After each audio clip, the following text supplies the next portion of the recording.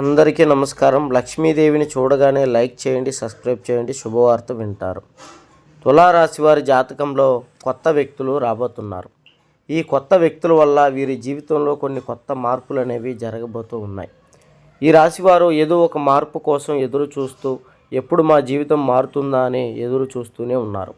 అలాంటి ఈ రాశివారు ఇప్పుడు చాలా అదృష్టవంతులయ్యేటువంటి అవకాశాలు ఎక్కువగా కనబడుతున్నాయి. ఈ రాబోయే ఇద్దరు వ్యక్తుల వల్ల వీరు చాలా సంతోషంగా ఉంటారు.